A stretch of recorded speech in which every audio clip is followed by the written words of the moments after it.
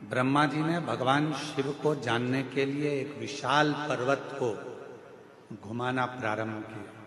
विशाल पर्वत, भगवान विष्णु और ब्रह्मदेव दोनों मिलकर उस पर्वत को घुमा रहे हैं।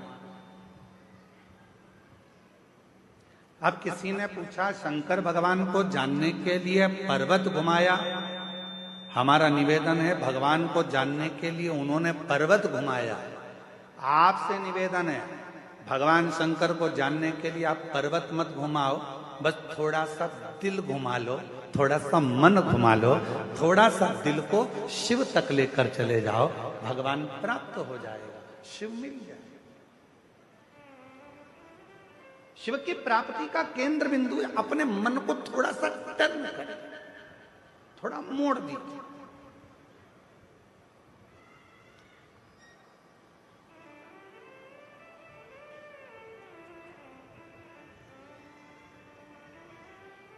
एक बात बताइए,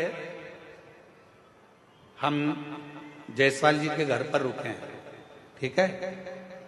जितेंद्र जी जायसवाल जी के यहाँ रुके, वहां से सीधा सीधा सीधा अगर हम सोचें कि हमें कहीं मुड़ना नहीं है, चाहे कुछ भी हो जाए, सीधे सीधे ही जाना है, हम कहीं नहीं मुड़ेंगे, सीधे ही सीधे जाएंगे, तो क्या कथा हो सकती है? अरे जम के तो बोलो, सीधे सीधे सीधे सीधे चले जाओ, कहीं मुड़ो मत। नहीं मुड़ोगे तो तुम्हारे घर में भी प्रवेश नहीं कर पाओगे, नहीं मुड़ोगे तो तुम अपने गांव तक भी ना पहुंच पाओगे। सीधे सीधे तो रास्ता तुम्हें कहीं और ले जाकर छोड़ देगा। उसी तरह शिव महापुराण की कथा कहती है, जिंदगी में सीधा रास्ता यदि चल रहे हो, सीधे रास्ते अगर चल रहे हो, चलते रहो, पर याद रखना थोड़ा सा मोड़ चलते चलते में भगवान देवाधिदेव महादेव की कथा की ओर, मंदिर की ओर लेते रहना, तो तुम्हारी जिंदगी मंजिल तक पहुंच जाए, तुम्हारा जीवन मंजिल की ओर पहुंच जाएगा। थोड़ा सा मोड़ जाओ। वो एक लाइन है ना, वो कौन से एक कोई गीत की एक लाइन है, हालांकि वो है तो फिल्मी गीत, पर उसकी एक लाइन है, मैं निकला गड्डी लेके और वो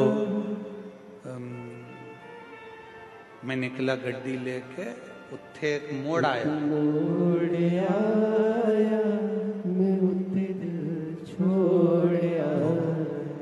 एक छोटा सा मोड़, एक छोटा सा टर्न जिंदगी में आता है। ऐसा कोई व्यक्ति नहीं है जिसके जीवन में मोड़ नहीं आया, ऐसा कोई व्यक्ति जन्मा नहीं संसार में जिसकी जिंदगी में कोई टर्न नहीं आया।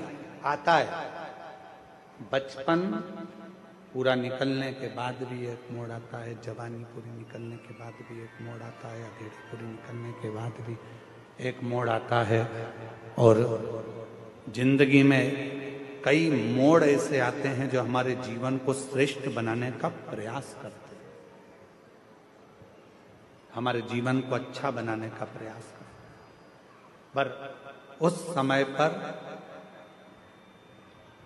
हमारे जीवन में हमें चाहिए कि उस समय पर हम परमात्मा को कैसे भजें, उस समय पर परमात्मा का कैसे स्मरण करें।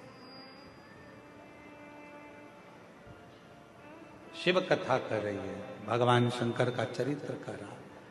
ब्रह्मा जी ने कहा, मैं देखूं क्या ये सृष्टि की रचना शिव कर रहे हैं? शिव कौन है?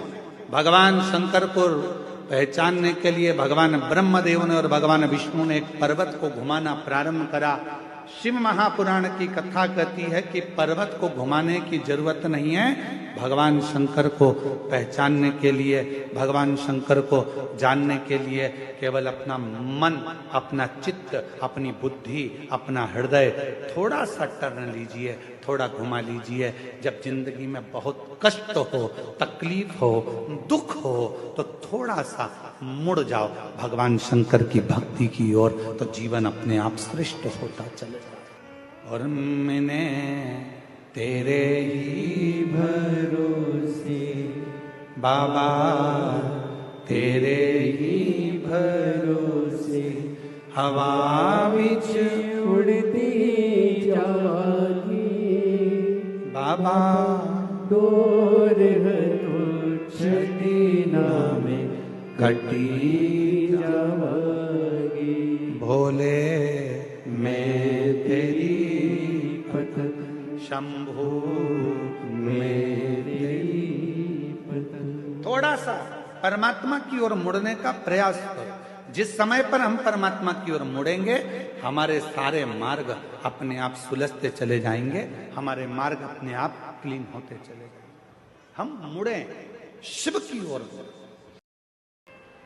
कहते हैं पूरे जीवन में मनुष्य के शरीर में यदि 1 मिनट का भी शिव नाम हमारी जिह्वा पर आ जाता है तो हमारा संपूर्ण जन्म जो हमने मानव देह का लिया वो पूरा कृतार्थमय हो जाता है, धन्य हो जाता है।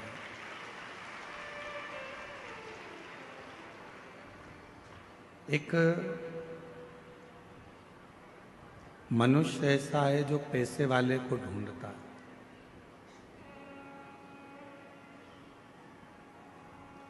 केवल एक मानव जो पैसे वाले को ढूंढता है, बाकी का ना कोई पशु, ना पक्षी, ना जानवर, ना कोई जीव, ना कोई जलचर, ना कोई थलचर, कोई ऐसा नहीं है जो पैसे वाले को ढूंढता हो। पशु भी ढूंढेगा तो प्यार करने वाले को ढूंढेगा, पक्षी भी ढूंढेगा तो प्यार करने वाले को ढूंढेगा, जानवर भी अगर ढूंढेगा तो प्यार करने वाले को ढूंढेगा।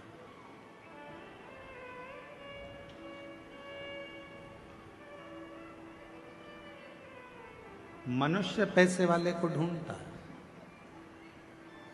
मानव धन वाले को ढूंढेगा, पर जानवर पशु पक्षी कभी पैसे वाले को नहीं ढूंढता। जानवर पशु पक्षी ये सब प्यार करने वाले को ढूंढते हैं कि हमें स्नेह कौन करे। एक क्षण का यदि प्रेम किसी पशु को, किसी पक्षी को, किसी जानवर को मिल जाता है तो वह आपसे दूर नहीं जाता और आपके पास आता है।